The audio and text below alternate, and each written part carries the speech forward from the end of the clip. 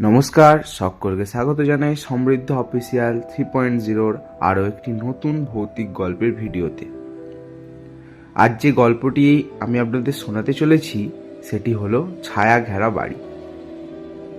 সবাই কানে হেডফোন লাগিয়ে বসে পড়ুন গল্পটিকে উপভোগ করার জন্য। আমি এখান থেকে গল্পটি শুরু করছি।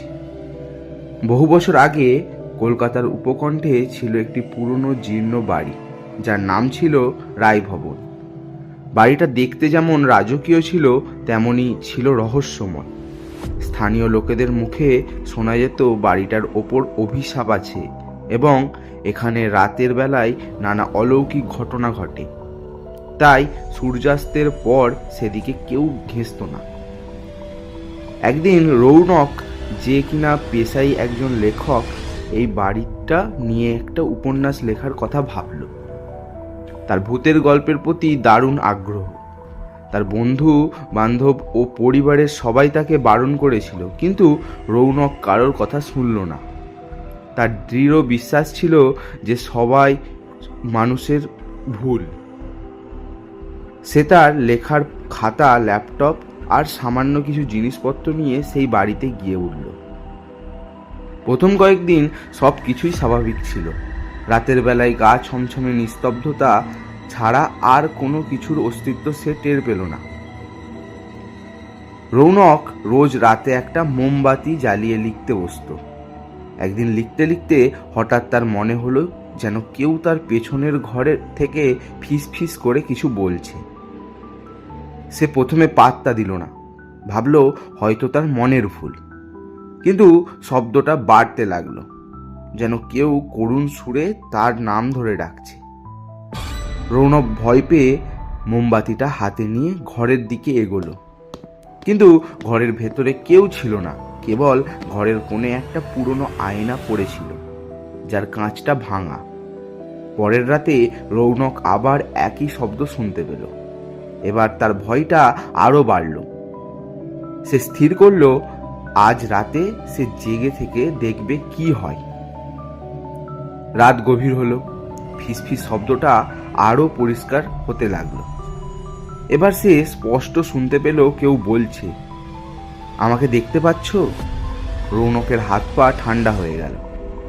সে মোমবাতিটা সামনে ধরে দেখতে পেল ভাঙা আয়নার ওপর দিয়ে একটা ছায়া নড়ছে। রৌনক যত সেই ছায়ার দিকে এগিয়ে গেল, ততই তার মনে হতে লাগলো যেন ছায়াটা তাকে ডাকছে। ধীরে ধীরে ছায়াটা স্পষ্ট হতে লাগলো। সে দেখলো ভাঙা কাঁচের টুকরোগুলোর মধ্যে একটা মেয়ের মুখ ভেসে উঠছে। মেয়েটা সাদা পোশাক ছিল আর তার চোখ দুটো ছিল একেবারে কালো। মেয়েটা তার দিকে হাত বাড়িয়ে বলতে লাগলো, আমাকে বের করে আনো রৌনক। ভয়ে রৌনক জ্ঞান হারিয়ে মাটিতে লুটিয়ে পড়ল। সকালে জ্ঞান ফিরলে সে নিজেকে বিছানায় দেখতে পেল। সবকিছু তার কাছে স্বপ্নের মতো মনে হলো, কিন্তু তার ল্যাপটপের স্ক্রিনে সে দেখতে পেল একটা পুরনো ডায়েরির পাতার ছবি, যেখানে লেখা ছিল রায় পরিবারের অভিশাপ। রৌনক বুঝতে পারল এটা কোনো স্বপ্ন নয়। সে রায় পরিবারের ইতিহাস নিয়ে পড়াশোনা শুরু করলো। সে জানতে পারল রায় পরিবারের একমাত্র মেয়ে, যার নাম ছিল মায়া, সে বাড়িটার ভাঙা আয়নার কাঁচের ওপর নিজেকে বন্দি করে রেখেছিল। মায়ার অভিশাপ ছিল যে সে তার মুক্তি চায়। রৌনক মায়াকে মুক্ত করার জন্য একটা উপায় খুঁজতে লাগলো।